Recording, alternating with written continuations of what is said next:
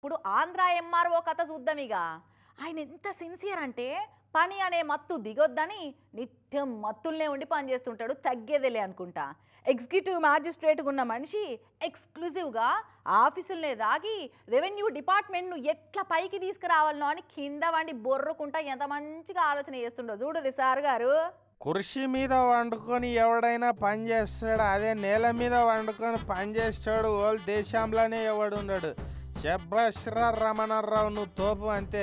విజయనగరం జిల్లా వంగరకు ఎంతోమంది ఎంఆర్ఓలు వచ్చిర్రు పోయిర్రు, కానీ నా లెక్క పని అనే మత్తు దిగొద్దని మత్తుల్నే వండి ఇట్లా ఎవడు పని చేసి ఉండలే.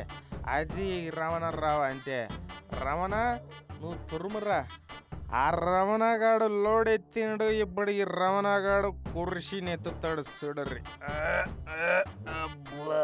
అరే అటెండర్ ఎవడున్నారా ఇడ? కుర్చీని గింత మీద పెడతా. అర్రబై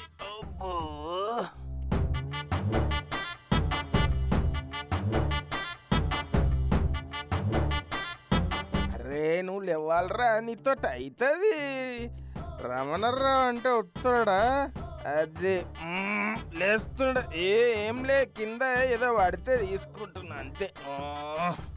ముందుగా కుర్చీని ఇంత మీదకు పెట్టిన అటెండర్ కానీ సస్పెండ్ చేసి పడదబ్బాలే. పట్టుకున్నా. రే ఎవర్రానా వెనక నుంచి నూకేస్తున్నదే? నేను ఎగురుతానంటే విజయనగర్ సెంటర్లో ఆడతారు.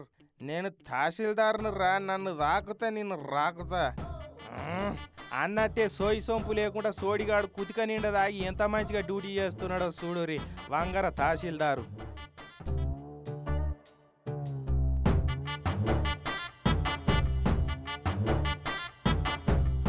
పొద్దుగానే చెడిపోయి ఆఫీస్కి వచ్చిన ఈ అడ్డమైనోని చూసి ఇజ్జత్ పోతుందని సిబ్బందోళ్ళే ఎంఆర్ఓ రూముకు బయట నుంచి తాళం పెట్టిర్రు. మరి విజయనగరం జిల్లా కలెక్టర్ గారు ఎంఆర్ఓ గారికి ఎటువంటి సత్కారాలు చేసి సన్మానిస్తారో చూడాలి. కానీ రెండు రాష్ట్రాలల్లో రెవెన్యూ డిపార్ట్మెంట్ పరువు నిలబెడతాందుకైతే కొంతమంది ఉద్యోగులు చాలా కష్టపడి పనిచేస్తున్నారు ఇట్లా.